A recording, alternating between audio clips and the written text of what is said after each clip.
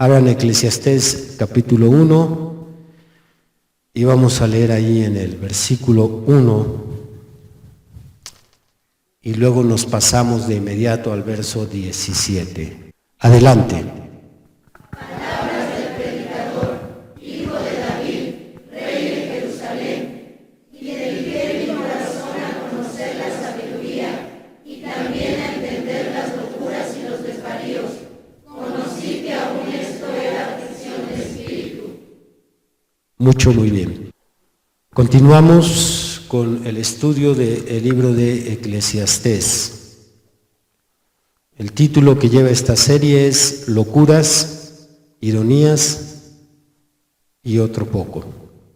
Hoy estamos entrando en el capítulo 9. Ha sido de mucha bendición este libro, principalmente para caminar con más conocimiento, con una visión más clara sobre los asuntos terrenos, porque gran parte de la vida cristiana es estar vigilando la condición celestial en diferentes áreas de nuestra vida. Estamos tratando constantemente de acomodar nuestro caminar con los mandamientos divinos, por lo tanto siempre estamos cuidando ese mundo espiritual, vigilando los asuntos de los demonios, los asuntos de ángeles, del Espíritu Santo, siempre más involucrados en cosas celestiales. Pero este libro es maravilloso porque la perspectiva de los 12 capítulos, en su mayoría, casi al 100%, es en un plano terreno. Salomón habla mucho de los asuntos terrenos aquí del hombre, por lo tanto pienso que está equilibrando y balanceando mucho nuestro caminar como cristianos. Y comenzamos nuestro estudio con un pequeño glosario de palabras y frases que son claves en este libro.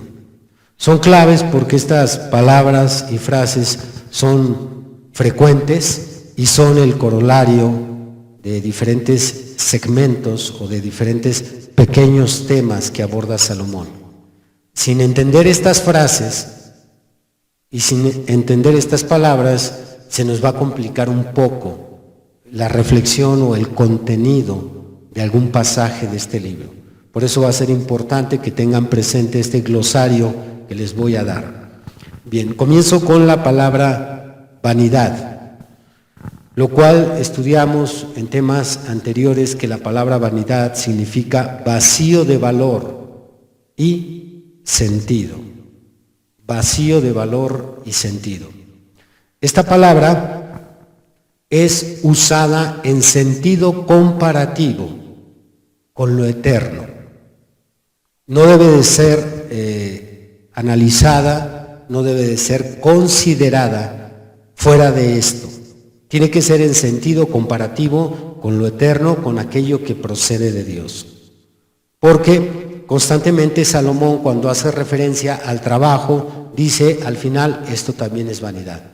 Cuando hace referencia a los bienes, esto también es vanidad. Cuando hace referencia a algún logro, menciona, esto también es vanidad. Pero es vanidad solamente cuando lo comparamos con lo eterno, porque por sí solo no puede carecer de valor y sentido. El trabajo tiene sentido, tiene un valor. La familia, los bienes, nuestra casa, todo lo que hagamos tiene sentido y valor. Pero se vuelve vano en comparación con lo eterno y con lo divino. Entonces es bien importante contextualizar la palabra vanidad. Vanidad viene a ser vano o viene a ser vacío de valor y sentido en comparación con lo eterno. Tenemos también la frase vanidad de vanidades. También constantemente la repite Salomón. Vanidad de vanidades, de hecho así inicia este libro en el segundo versículo, vanidad de vanidades, todo es vanidad. Esta palabra o esta frase es usada para sobresaltar algo vano entre otras cosas vanas. Salomón, en otras palabras, nos diría, esto ya es vano. Pero esto otro es más vano entre lo que ya es vano. A eso hace referencia Salomón esta frase cuando dice vanidad de vanidades. Y es importante que lo comprendamos para entenderle al lector mientras nos está transmitiendo su reflexión final. También tenemos la frase debajo del sol. Debajo del sol también es una frase frecuente que aparece casi en todos los capítulos, no en todos, pero aparece con frecuencia, y significa en esta vida. La frase del sol significa, debajo del sol, significa en esta vida y no tanto en este planeta. No está haciendo referencia Salomón en este planeta, aunque se entienda más de esta forma. Como si Salomón se estuviera refiriendo al planeta Tierra debajo del sol, pero no, se refiere en esta vida, porque hablando del planeta, el planeta es el mismo que usó un tiempo Adán, cuando todavía estaba la eternidad, y el planeta es el mismo que se usará cuando venga la restauración de todas las cosas. Por lo tanto, debajo del sol no puede aplicar al planeta, sino más bien aplica en esta vida. Después de la caída, en esta vida, Salomón dice, esto es vanidad. En esta vida trabaja, en esta vida esfuérzate, en esta vida sé sabio, en esta vida le va mal al necio. Me he dado cuenta que en esta vida es a lo que se refiere debajo del sol. Debajo del sol. También tenemos la frase aflicción de espíritu, también muy citada por Salomón en este libro. Aflicción de espíritu significa una pena inseparable, una pena inseparable que acompaña las acciones humanas aún en las cosas buenas, aún en aquellos triunfos, en logros, en victorias, en adquisiciones de provecho, aún en todas aquellas cosas hay una pena inseparable, y es a lo que alude Salomón cuando él menciona la frase aflicción de espíritu. Ciertamente me hice rico, y eso es bueno, porque el dinero resuelve muchas cosas. Me hice rico, pero también esto que he adquirido es aflicción de espíritu. Aún en las riquezas hay penas también. Ciertamente soy un hombre sabio, alcancé ciertas posiciones, una jerarquía alta, pero aún así, aunque fui líder, esto es aflicción de espíritu. Hay penas inseparables a estos triunfos y a estos logros. A eso se refiere la frase aflicción de espíritu. También Salomón cita mucho la siguiente frase: ¿qué provecho tiene?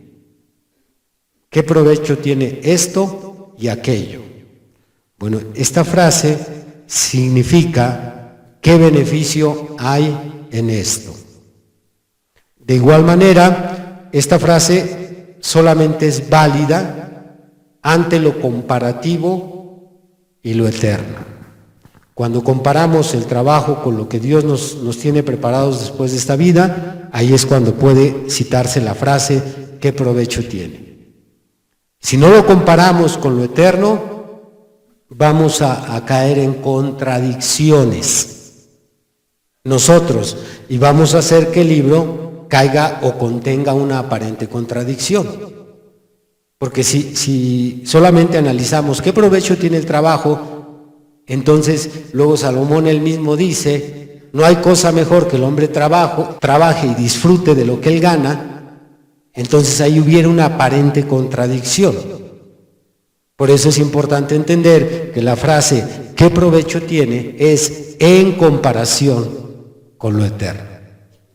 ¿Alaban a Dios? Tenemos también la frase hay un mal doloroso. Hay un mal doloroso. Esta frase en este libro se usa en situaciones irónicas y en las locuras de los hombres. Las ironías. Cuando Salomón analiza una ironía o una locura que él vio en la vida cotidiana del ser humano, entonces él de inmediato cita, hay un mal doloroso. Hay un mal doloroso que el hombre trabaje, se desvele, ahorre, acumule y luego se muera y aparezca otro y lo disfrute. Eso sí que es un mal doloroso. Y luego analiza otra cosa y dice, pero qué barbarie.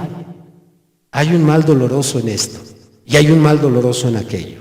Estas frases están haciendo referencia a estas ironías y locuras que cometemos los seres humanos. También tenemos la palabra necio, una palabra frecuente. En Occidente, esta palabra la utilizamos constantemente como sinónimo de terco. Pero cuando vamos al hebreo, encontramos que la palabra hebrea es sakal.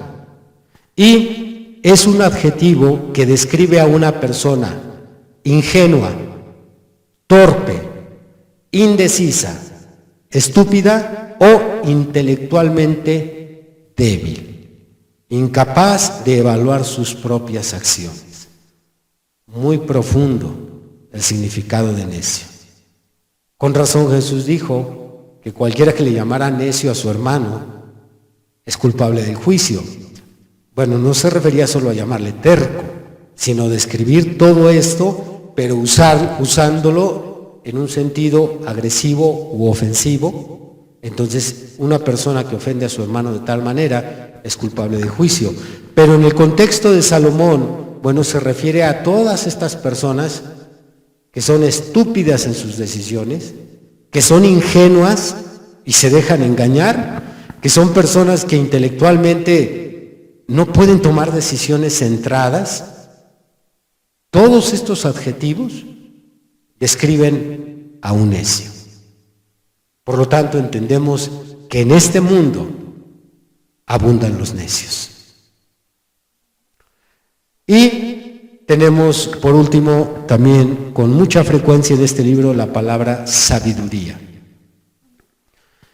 El sentido que la Biblia da al término sabiduría destaca el juicio sano basado en conocimiento y entendimiento. Es lo que sobresale cuando se menciona la palabra sabiduría. Se destaca el conocimiento y el entendimiento. La aptitud de valerse con éxito del conocimiento y el entendimiento para resolver problemas, evitar o impedir peligros, alcanzar ciertas metas o aconsejar a otros a hacer lo mismo. Y en este sentido es lo opuesto a la tontedad, la estupidez y la locura.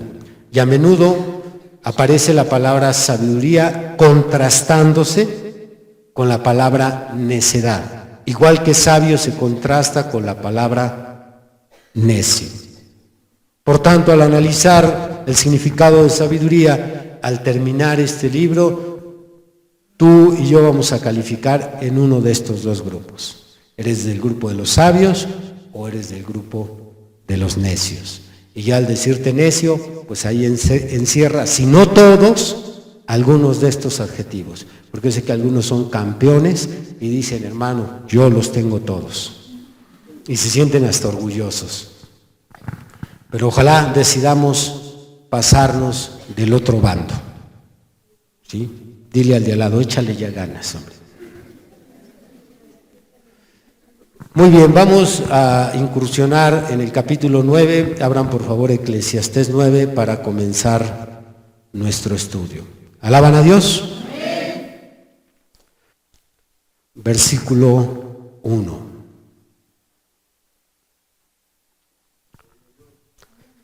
Ciertamente he dado mi corazón a todas estas cosas, para declarar todo esto, que los justos y los sabios y sus obras están en la mano de Dios.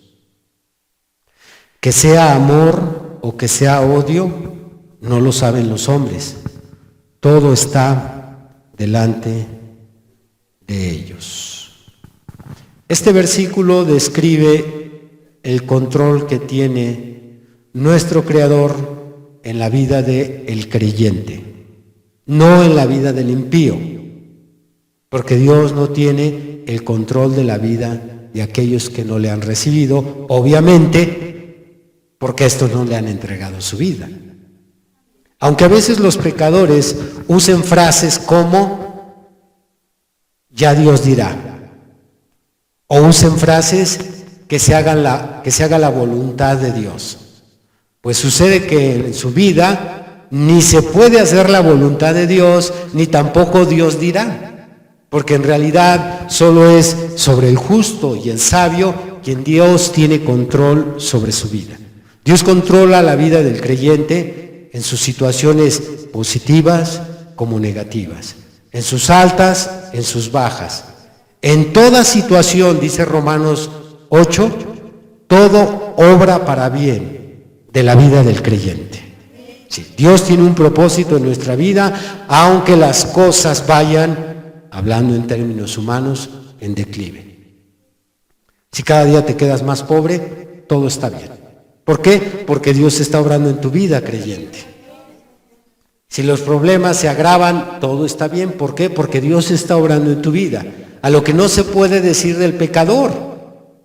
Cuando el pecador le va mal, ¿por qué le va mal? Por sus decisiones, porque Dios no interviene, porque toda acción o decisión trae consecuencias. Y entonces Dios no está obrando en la vida de los pecadores, aunque de vez en cuando Dios entra en sus vidas y hace algo. Puede ser para bien de los mismos creyentes. Dios puede utilizar la vida de un pecador para bendecir a un creyente como para castigar a un creyente. Mejor ejemplo no se puede dar que el caso de Faraón, cuando tomó Dios a Faraón para castigar a Israel, cuando tomó a Nabucodonosor, cuando tomó a Salmanasar, rey de Asiria. Dios puede tomar a un pecador, pero no quiere decir que tenga control de su vida, control de sus acciones. Dios solo tiene el control completo y total de la vida de aquellos que han venido a ser sus hijos. Y todos los que le recibieron potestad de ser hechos hijos de Dios.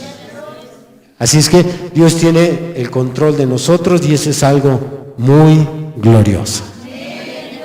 Nosotros sí podemos decir, bueno, por algo Dios quiso que así pasaran las cosas. Dice el mismo refrán, uno pone, Dios dispone. Así es que yo hago esto y sucede que todos mis planes se vinieron abajo. Gloria a Dios. A lo mejor el Señor quiere darme una lección. ¿Alaban a Dios? Así es que es muy triste tener que aclararle al pecador cuando dice, pues ya será la voluntad de Dios en mi vida. Pues ¿qué crees que no? Hasta que no le entregues tu vida, Dios va a hacer su voluntad en tu vida. Porque es lo que le hemos venido a rendir nosotros, los creyentes, a Dios, nuestra voluntad. Que claro que luego de repente reaccionamos y vamos y se la queremos quitar, pues sí, eso es cierto, ¿verdad? De repente, no Señor, siempre que no sea como tú quieres, sino como yo quiero. Pero eso es momentos en que nos ponemos un poquito ciegos o lagañosos, pero eso es común en la vida cristiana. Pero ya otra vez cuando volvemos a nuestros cabales, ¿qué estoy haciendo, Señor? Mejor que se haga tu voluntad y no la mía. ¿Sí están de acuerdo en que Él haga su voluntad en nosotros? Por eso Jesús tuvo mucho cuidado de poner en la oración modelo, la oración del Padre Nuestro, Mateo 6, tuvo mucho cuidado de poner esa frase allí. Cuando Él dijo que nos iba a enseñar a orar, Él incluyó, Padre, que se haga tu voluntad en la tierra como en el cielo. Y esto abarca que se haga tu voluntad en mi matrimonio, no la mía. Hermanas, no la mía, sino tu voluntad, Padre. Sí, porque muchas veces la voluntad del Padre no cuadra con la tuya, hermana. Tú tienes otros planes para ti, tu esposo, ¿verdad? Pero Dios tiene otros planes para ti y para tu esposo. Por eso es que se haga su voluntad. Y es lo que aquí nos está diciendo Salomón. Dice que los justos y los sabios y sus obras, fíjese bien, y sus obras están en la mano de Dios. Que sea amor o que sea odio, no lo saben los hombres, todo está delante de ellos. Delante de nosotros están nuestras obras, pero esas obras están en las manos de nuestro Creador. Versículo 2. Todo acontece de la misma manera a todos. Un mismo suceso ocurre al justo y al impío, al bueno, al impío y al no impío, al que sacrifica y al que no sacrifica. Como al bueno, así al que peca, al que jura, como al que teme el juramento. Nuevamente, Salomón nos recuerda, como ya nos lo dijo en el capítulo 2, que la muerte es para todos. La estadía del sabio como del necio en esta tierra, en este mundo, es incierta. Todos nos tenemos que ir tarde que temprano, todos vamos a terminar en el campo santo, y esto solamente es un recordatorio para tener presente de vez en cuando que no te vas a quedar aquí por más que te aferres. Cristianos que ya han madurado en este tema aceptan tanto la muerte de ellos como de sus seres queridos. Cristianos que no han madurado este tema lloran, hacen un escándalo, gritan, le reclaman a Dios porque te lo llevaste, no es justo, van y se avientan sobre el cofre cuando ya está bajando. Yo no menosprecio el dolor de esa gente, pero yo pienso que no estamos para hacer esos espectáculos. Si estamos conscientes que nos vamos a ir y que se nos van a ir nuestros seres queridos, vamos a resignarnos. Y vamos a sufrir la pérdida de nuestros seres queridos, pero con madurez. Y no cayendo en actitudes un tanto irracionales, como retener ahí al momento el cofre que se está yendo y gritando y haciendo un espectáculo. Yo creo que no es nada centrado, nada sano actuar así en un velorio. Si es el tema que todo el mundo conoce, que nadie evade la muerte. Las excepciones que están ahí en la Biblia tienen un plan muy específico, muy concreto, como es el caso de Enoc, Elías, pero son excepciones. Pero si el Señor no viene de aquí a 20 años, muchos de los que estamos aquí ya no vamos a estar. Sí, nos tenemos que ir, te tienes que ir. Aunque yo quisiera quedarme otro rato, pero hay que enfrentar este paso con madurez. Así es que cuando le toque, acuérdense de este tema. Aquí Salomón nos está solamente recordando, aparecen 3 o 4 versículos donde Salomón menciona exactamente lo que dice este versículo 2, solamente vuelve Salomón a recordarnos que a todos nos acontece de la misma manera, al bueno y al no bueno, al impío y al no impío, al que jura y al que no jura, todos vamos a pasar por esta puerta llamada la muerte. Versículo 3. Este mal, gloria a Dios. Vamos a leer del 3 al 6. Este mal hay entre todo lo que se hace debajo del sol, que un mismo suceso acontece a todos, y también que el corazón de los hijos de los hombres está lleno de mal y de insensatez en su corazón durante su vida. Y después de esto se van a los muertos. Aún hay esperanza para todo aquel que está entre los vivos, porque mejor es perro vivo que león muerto. Porque los que viven saben que han de morir, pero los muertos nada saben ni tienen más paga, porque su memoria es puesta en olvido. También su amor y su odio y su envidia fenecieron ya, y nunca más tendrán parte en todo lo que se hace debajo del sol. La interpretación equivocada de estos versículos que acabamos de leer han llevado a la religión de los testigos de Jehová a creer que no hay vida después de la vida. Entre los versículos, si podemos llamarlos así, más fuertes que tiene esta doctrina para asegurar que no hay vida después de esta vida, que cuando te mueres ahí concluye todo. Entre los versos que ellos más fuertes tienen son estos que acabamos de leer. Así es que en base a esto ellos aseguran que no existe un infierno donde se va a castigar al pecador, no existe un paraíso para recompensar al cristiano, sino que ellos piensan que la recompensa para el cristiano es la vida eterna, pero hasta después de la segunda venida de Jesús, y que el castigo del pecador es dejar de existir. Esta es la herejía que predican los testigos de Jehová, y ellos toman estos versículos. Claro está que fallan hermenéuticamente en considerar el contenido, no hay una buena exégesis para poder interpretar correctamente estos versículos. Y voy a darles 3 errores o 3 fallas hermenéuticas por las cuales ellos malinterpretan el contenido de estos versículos. La primera, no consideran que el contexto de estos versos hace hincapié en la vida terrena y no espiritual de una persona. Eso es importantísimo, entender que estos versos están haciendo hincapié en la vida terrena. Salomón no está haciendo hincapié en la vida espiritual de la persona, sino solo en la vida terrena. Ellos fallan en eso. Segundo, el libro de Eclesiastés no aborda temas de dimensión espiritual. Si usted estudia el libro de Job o estudia el libro de los profetas, y no se diga el Nuevo Testamento, todos aquellos libros tienen en su mayoría contenido de dimensión espiritual. Se habla del cielo, del alma, los ángeles, los demonios, el Espíritu Santo, lugares celestiales. Se habla de dimensiones espirituales. Eclesiastés no tiene contenido de dimensión espiritual, es propiamente terreno. Si acaso existe un solo versículo donde dice Salomón, ¿quién sabe si el espíritu del animal sube arriba o baja?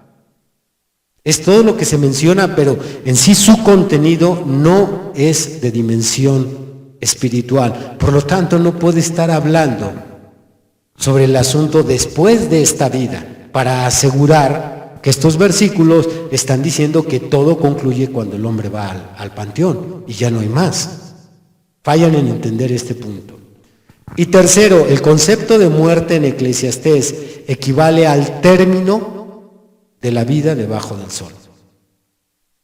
El concepto de muerte que nos da el libro de Eclesiastés solo equivale al término o al fin del tiempo de la vida del ser humano, a diferencia también de otros libros donde tanto muerte denota como connota otras cosas. Por ejemplo, en Apocalipsis 21:8, la connotación de muerte es el lago de fuego. Si vemos en 1 Corintios 15, la denotación de muerte, o en Romanos 7, es el pecado.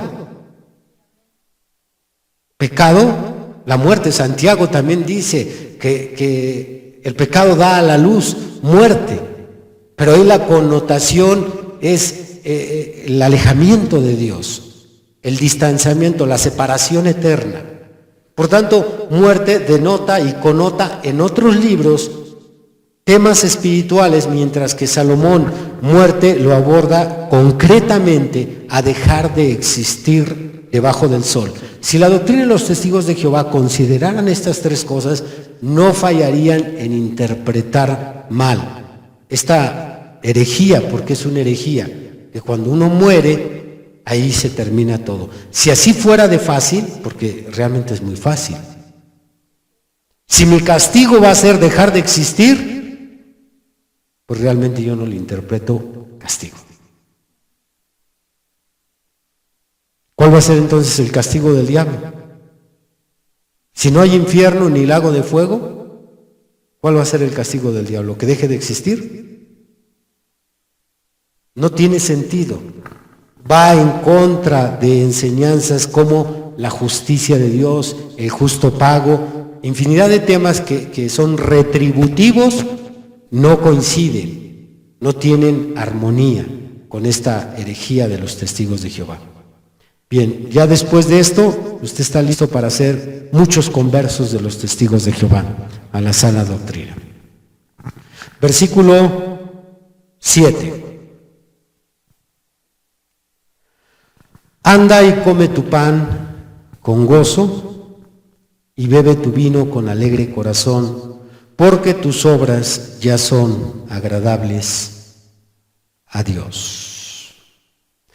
Aquí solamente aprendemos que debemos tener en cuenta que mientras disfrutamos la vida, bebe tu vino y come tu pan, al mismo tiempo, simultáneamente vamos ordenando nuestros caminos con los mandamientos del Señor.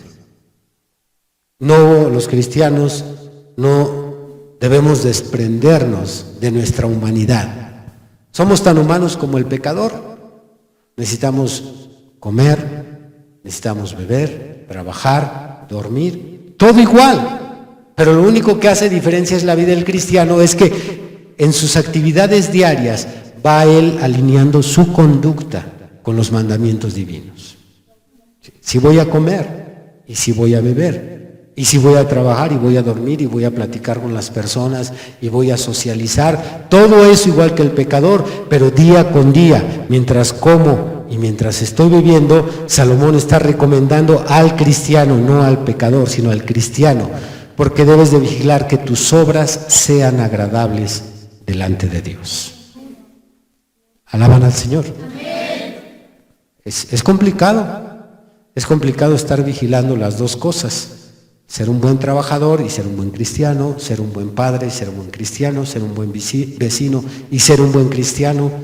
En todo momento tenemos que estar vigilando esas dos cosas. Versículo 8 va a reforzar lo que acabamos de leer. Versículo 8. En todo tiempo sean blancos tus vestidos y nunca falte ungüento sobre tu cabeza.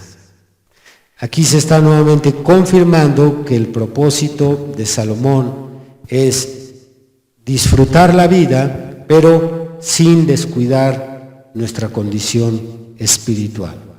Porque la expresión sean blancos tus vestidos está hablando de una vestimenta que es tejida, según Apocalipsis 19, dicha vestimenta es tejida por nuestra conducta. ¿Por qué? Porque el vestido blanco, el lino fino, son las obras justas de los santos. Por eso sean siempre blancos tus vestidos. En todo momento debes de ser santo.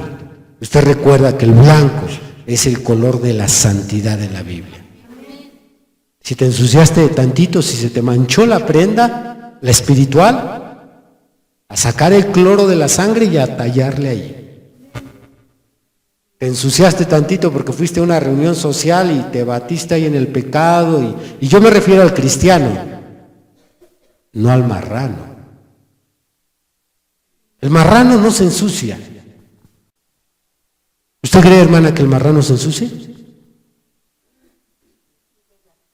Exactamente. El marrano no se puede ensuciar porque ese puerco que se dice cristiano, ese va a revolcarse al lodo. Esa marrana tampoco se puede ensuciar. No puede decir, ay, me ensucié. ¿Cómo vas a decir que te ensuciaste si te la vives en fiestas, en el alcohol, en los chistes y viendo películas del mundo? Tú eres una puerca y un marrano, tú no te ensucias. Tú eres todo lodo, toda suciedad. El cristiano es el que de repente se salpica las vestiduras blancas. Es a quien Salomón le dice, en todo tiempo sean blancos tus vestidos. Y si me manché, vea el cloro de la sangre, porque la sangre de Cristo tiene poder. Y limpia el vestido, y limpia el corazón, y limpia la conciencia. Y no hay pecado que la sangre no limpie. Si limpió a la Macabea, te puede limpiar a ti. Y no falte ungüento sobre tu cabeza, ungüento, el aceite, el perfume que se hacía con el aceite. Y no falte el Espíritu Santo en tu caminar diario.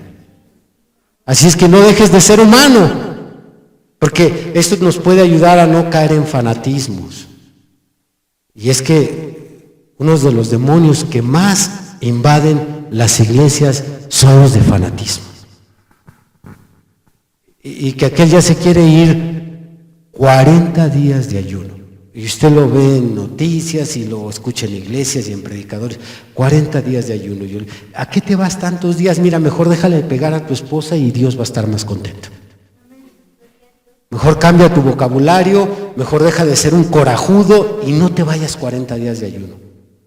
Hay otras acciones más importantes que irnos tanto tiempo de ayuno, cambios ligeros que le darían más sal a tu vida y más luz a los que te rodean.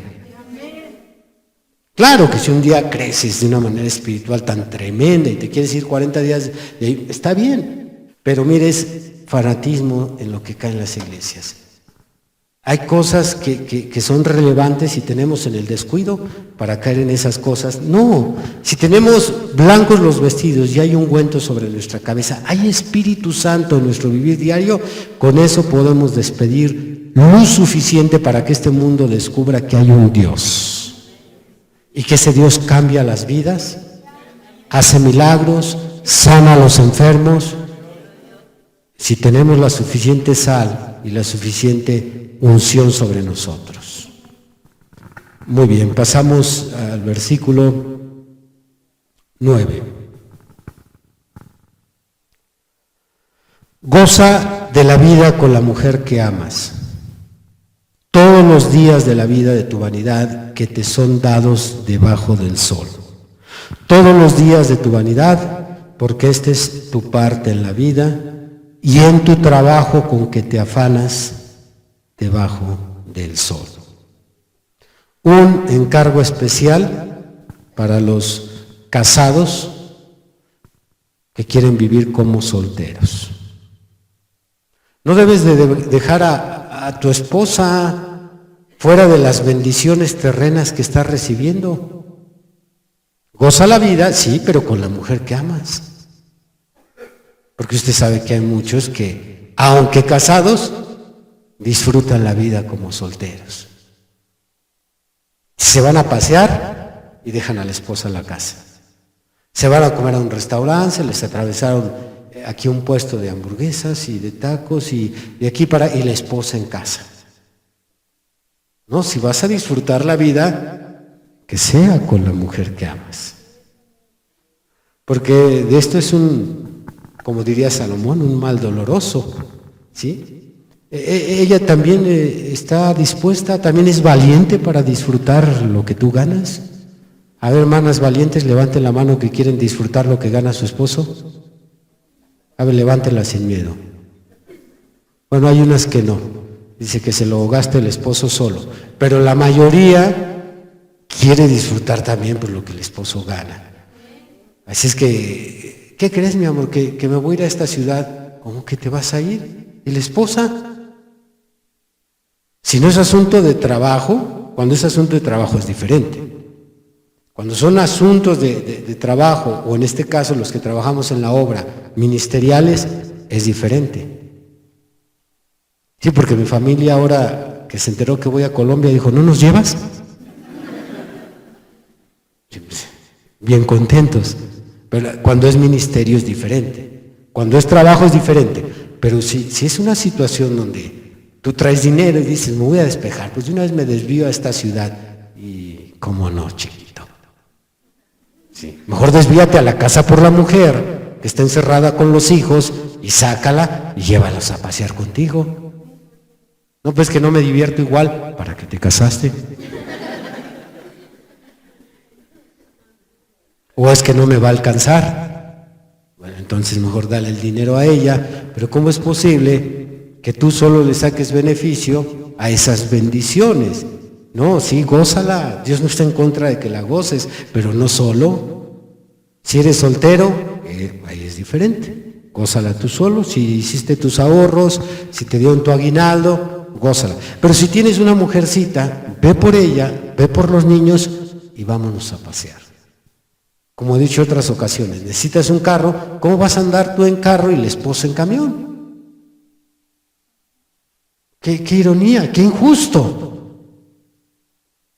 No, pues, si realmente requiere carro tu mujer, dale el tuyo. Si no sabe manejar, enséñate. Y si no se anima, ok, yo voy a ver cómo, pero no puedo andar yo más cómodo disfrutando esta vida mientras mi familia está sufriendo en otros aspectos. ¿Cuántas hermanas dicen amén? Amén. Bien. Porque ellas son víctimas de estos egoístas que les gusta vivir como solteros. Ojalá esto pellizque la conciencia de algunos de ellos. Versículo 10. Todo lo que te viniere a la mano para hacer, hazlo según tus fuerzas. Todo lo que te viniere a la mano para hacer, hazlo según tus fuerzas, porque en el Seol a donde vas no hay obra, ni trabajo, ni ciencia, ni sabiduría. Si puedes hacerlo, dice Salomón, hazlo, pero según tus posibilidades. Aquí, aunque solo menciona fuerzas, debemos de entender que implícitamente también incluye capacidad y economía. Entonces, todo lo que te viniere a la mano a hacer, según tus posibilidades, esto es, según las fuerzas, según tu capacidad y según tu economía, hazlo. Porque si no tienes ni fuerza, ni capacidad, ni economía, pues no lo hagas. Pensemos en un ejemplo de fuerzas. Si tú tienes 65 años, tienes 70 años y te quiere jubilar la empresa y tú dices, pero es que yo todavía quiero trabajar. No me voy a hallar ahí en la casa sentado nada más, ahí viendo a la familia activa y yo aquí aburrido y sin apoyar la necesidad. No, yo quiero trabajar. Bueno, si está a la mano, trabaja. Si tienes fuerzas, según tus fuerzas, hazlo. Adelante. Igual, si está dentro de tu capacidad, todo lo que te viniera a hacer. ¿Quieres poner un restaurante y tienes capacidad? Porque pues muchos ponen negocios y no tienen capacidad. Pero si tienes capacidad, esto es, tienes talento para administrarte, tienes talento para dirigir personal, tienes talento para tratar asuntos administrativos con el gobierno, como los impuestos y todo lo que conlleva poner un negocio. Si tienes eso, todo lo que te venga a la mano, hazlo, pero si tienes. Si no tienes capacidad, ni te metas. Porque luego te metes en esos asuntos, el negocio va de picada, truena, pierdes tu inversión y ahí estás todavía rascándote la cabeza y preguntando, ¿qué fue lo que pasó? ¿Cómo que qué pasó? Te pusiste a hacer algo que no tienes capacidad.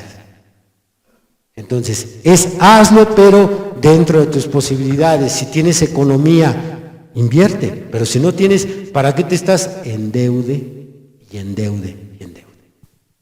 Te endeudas, luego no salió y ahora vas a pagar, a sacar otro préstamo para pagar esto otro, como decimos aquí en México, destapa un hoyo para tapar otro. Todo eso no es de sabios.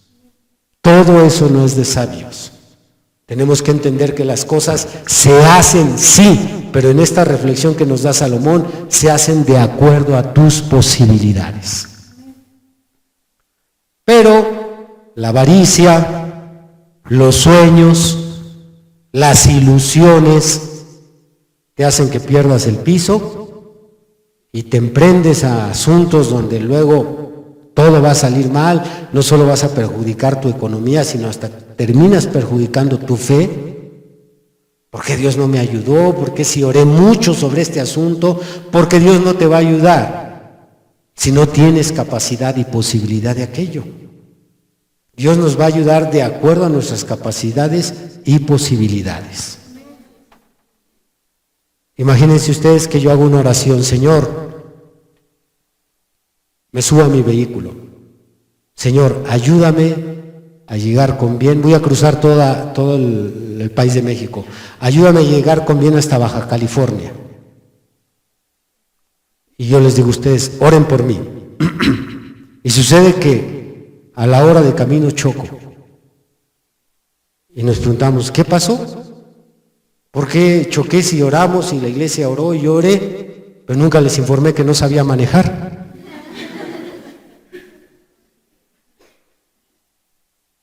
Ese Dios me va a ayudar, pero dentro de mis posibilidades. Y si yo puedo manejar, pues ahora sí, Señor, ayúdame porque voy a manejar. Dile al de al lado, ¿qué ocurrencias las tuyas?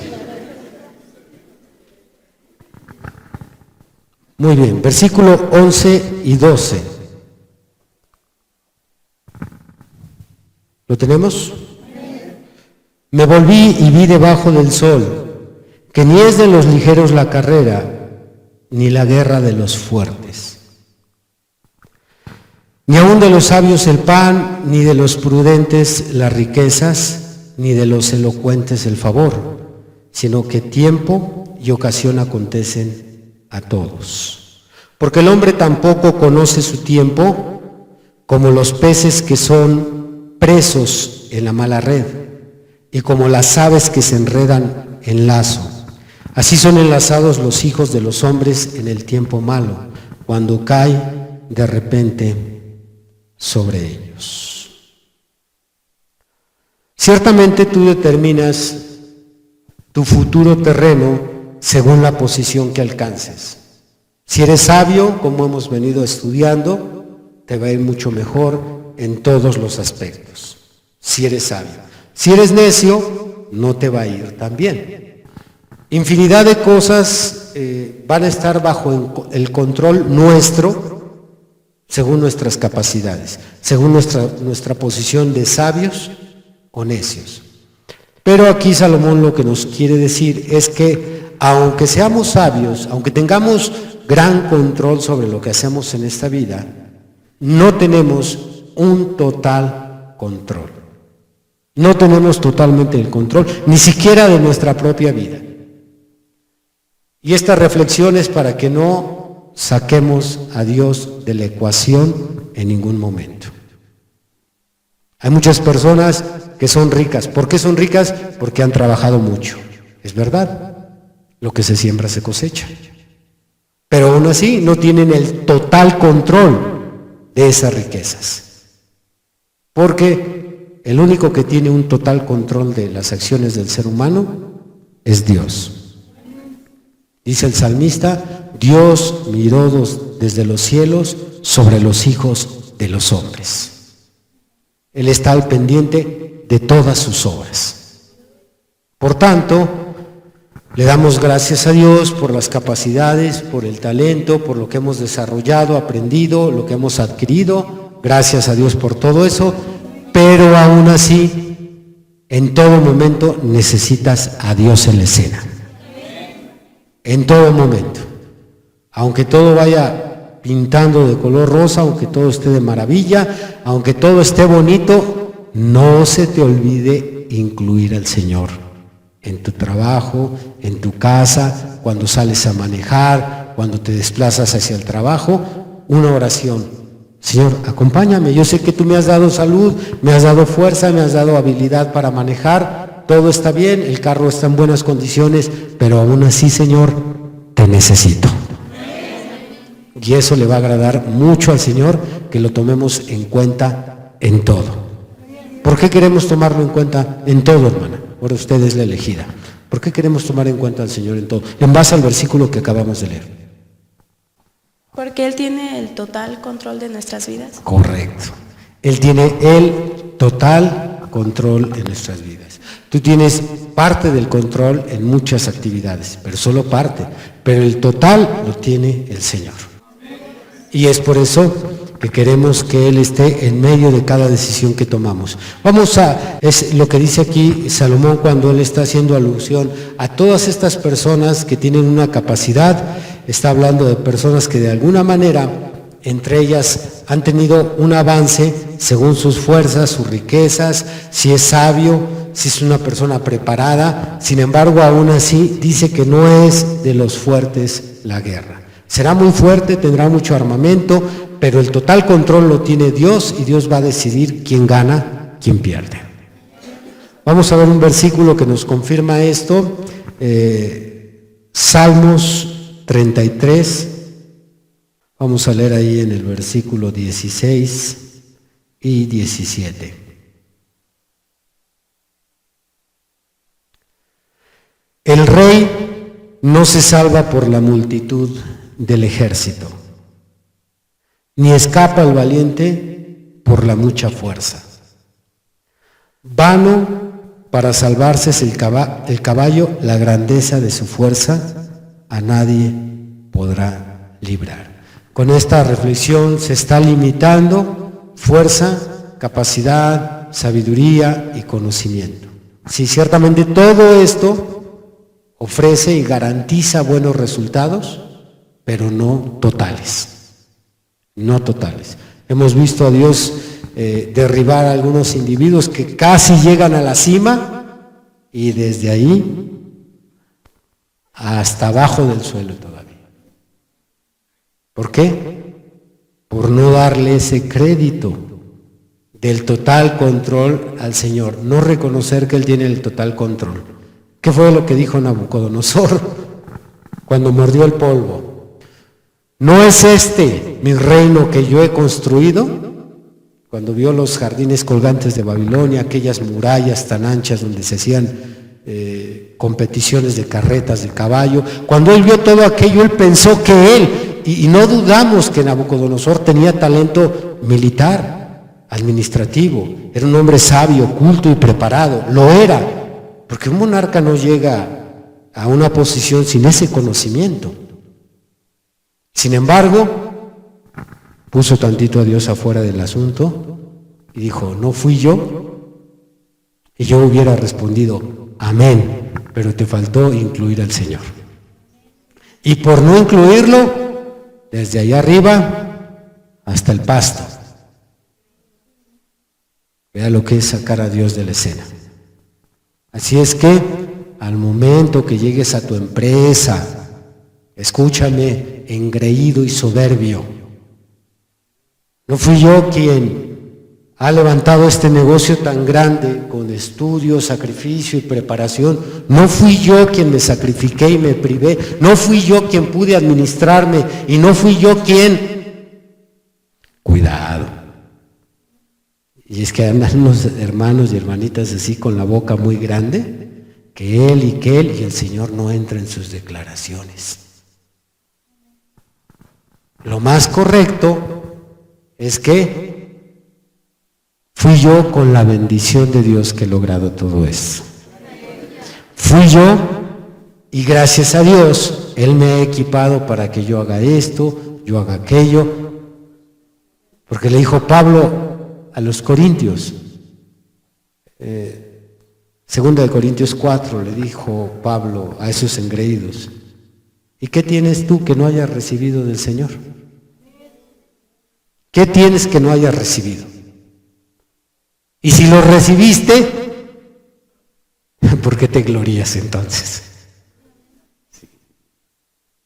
Si yo presumo en este momento este saco, que es un regalo, miren mi saco, y ay hermano, ¿cuánto le costó? Me lo regalaron. Así son con tus talentos que tienes, ¿por qué te glorías? Si lo recibiste del Señor. Aleluya. Muy bien, en los siguientes versículos, que son los finales, continúan los aplausos para los sabios. Los últimos versículos que vamos a leer son aplausos de Salomón para los sabios. Vamos a leer del versículo 13 al 16. También vi esta sabiduría debajo del sol, la cual me parece grande.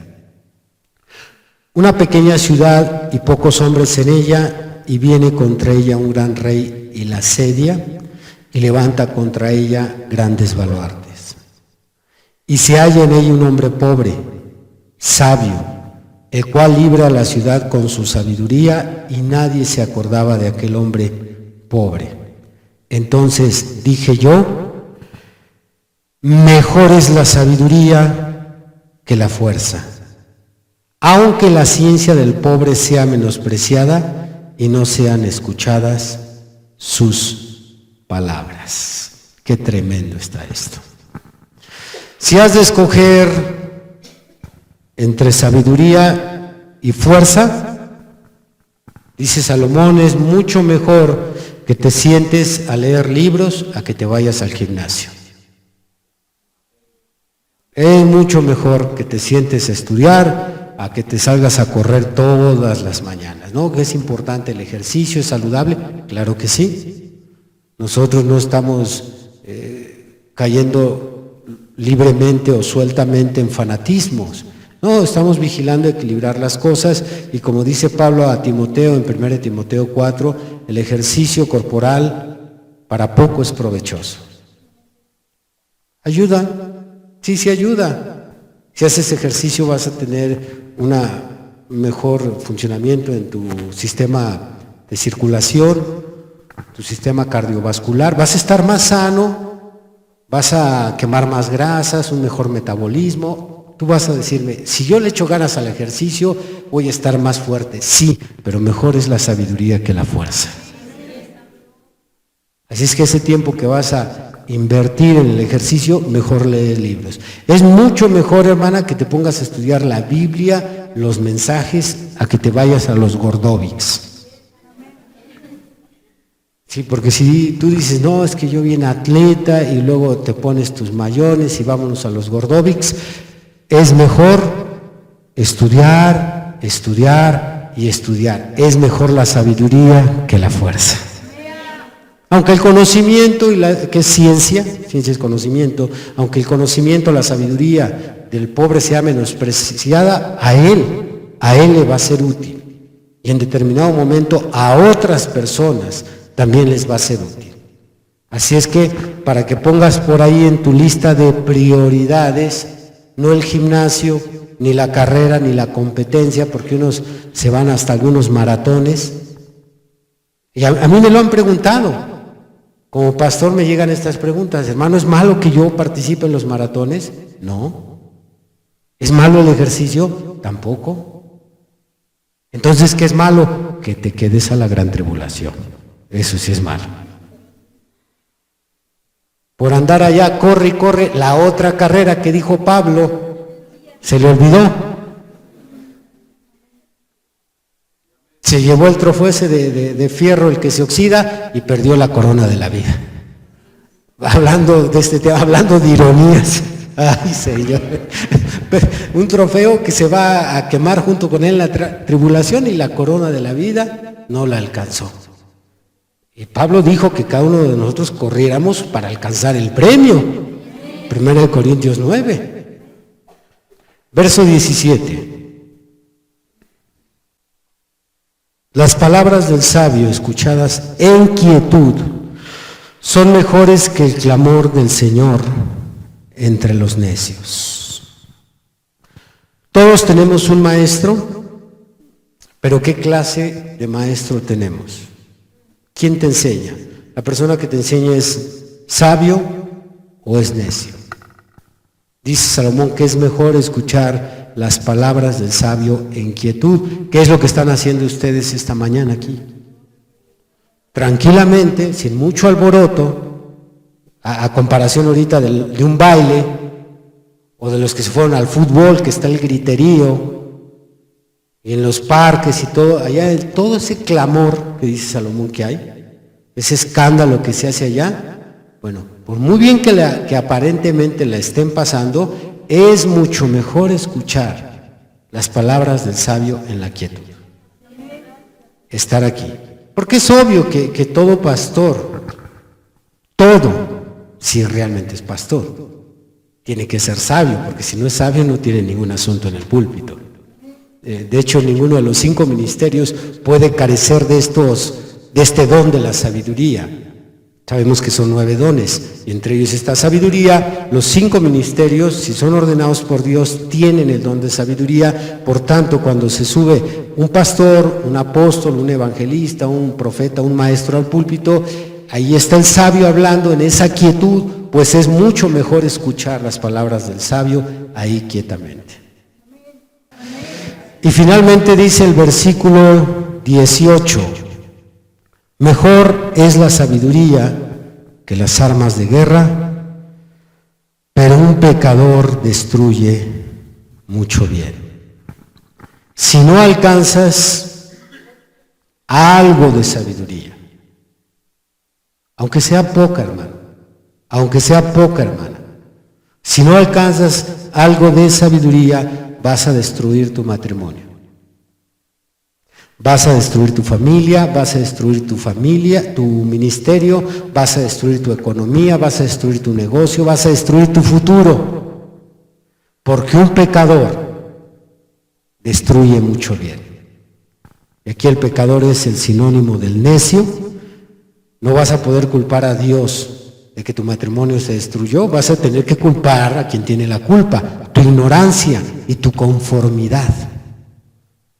Como te naciste ignorante, creciste ignorante y te conformas seguir siendo un ignorante, tu ignorancia va a destruir infinidad de cosas. El pecador destruye mucho bien. No son los problemas los que destruyen nuestra vida. No son los problemas económicos los que destruyeron tu estabilidad económica. No es por eso que perdiste la casa, estás endeudado, estás en aprietos. No son problemas, porque todo el mundo tiene problemas. Las personas ricas tienen problemas, los millonarios tienen problemas. Es la falta de sabiduría lo que destruye tu economía. La falta de sabiduría destruye tu familia. La falta de sabiduría crea divisiones entre tu pareja. Si fueras sabio, no estarías peleando con tu pareja. Si fueras sabio, tus hijos no se hubieran ido de la casa. Si fueras sabio, no hubiera quebrado el negocio. Si fueras sabio, no vivirías espiritualmente como un cerdo. Pero por cuanto eres un pecador destruye mucho bien. Ese es el precio de ser un ignorante y ser un conformista. Por eso yo he predicado a lo largo de los años que debemos de estar superándonos. La vida cristiana es superación, es crecimiento. La vida cristiana no es hacia abajo, es crecer en todos los aspectos, espirituales y terrenales. Ser cada día mejores. Y para crecer, para superarnos, esto no es posible si no aprendemos. Por eso siempre lee la Biblia. Y ese es mi pleito con los predicadores, se los he dicho muchas veces. Se ponen a leer folletos y son unos ignorantes de primera. No conocen la Biblia, no conocen los libros de la Biblia, ni los capítulos, ni los versículos, y ellos leen folletos, ignorantes de primera. Si conocieran bien ya su Biblia, ya les diría, ahora sí lean sus mensajes. Pero siempre va a ser primero la Biblia. Primero la Biblia. ¿Por qué? Porque la Biblia es palabra de Dios y es Dios mismo en forma escrita. Así es que, aunque no tengas conocimiento de matemáticas, no tengas conocimiento de leyes, no sepas de medicina, economía, no importa. La Biblia es un libro tan rico en sabiduría, dice Pablo a los Colosenses capítulo 2, que en Cristo están todas las riquezas de la sabiduría. Si lees su Biblia, usted va a aprender muchísimo, mucho, hermano. Entonces, comencemos con la Biblia. Dígale a de lado, lee tu Biblia, por favor. Pónganse de pie.